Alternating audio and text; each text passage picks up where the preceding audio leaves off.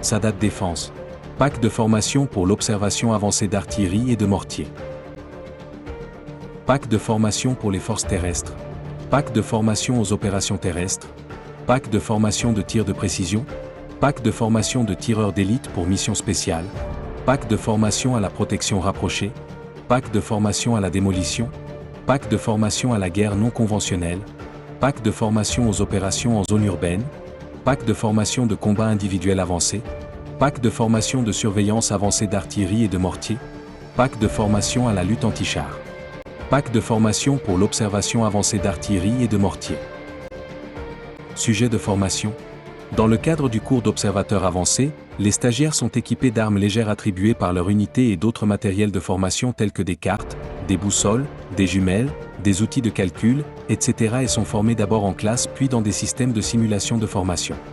Aux stagiaires, lecture de cartes, réalisation de croquis, utilisation des jumelles et autres dispositifs de surveillance, estimation de la distance, reconnaissance de la cible, identification, procédure de détection et de description, classification des cibles et marquage sur la carte, dissimulation et camouflage, mesures de survie, coordination avec le centre de contrôle des tirs d'artillerie et de mortier, éléments de demande de tir, demande de soutien de feu depuis les moyens aériens et terrestres, méthode et principes de l'organisation du tir, direction et gestion par signalisation, utilisation de moyens de communication avec ou sans fil, premier secours.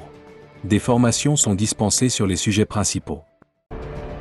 Critères de compétences pour le début du cours. Afin de pouvoir suivre le cours, les stagiaires doivent avoir passé certaines formations et acquis certaines compétences à la suite de ces formations. Il s'agit d'un minimum. Avoir un niveau suffisant en conditions physiques et en entraînement au combat. Avoir un niveau suffisant en formation de base et avancée au combat pour soldats individuels.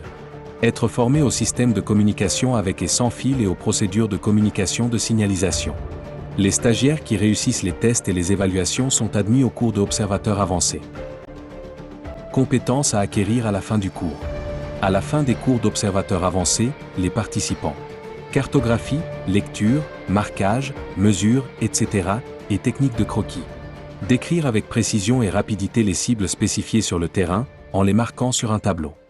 En fonction de la structure et des caractéristiques du terrain, préparer rapidement les positions de surveillance et appliquer les techniques de dissimulation et de camouflage. Être en mesure d'effectuer la première demande de tir et d'émettre vers les cibles souhaitées dans le temps standard. Acquérir des compétences. Les candidats ayant réussi le test et l'évaluation reçoivent le certificat d'observateur avancé d'artillerie et de mortier.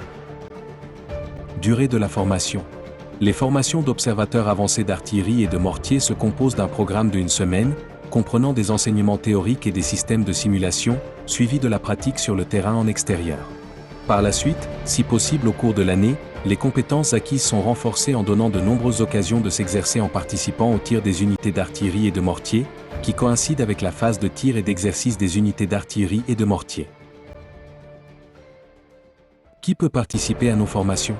Tous nos services de formation et de conseil sont réservés aux forces armées et aux services de police des pays amis et alliés. Il n'est pas possible de participer individuellement à nos formations.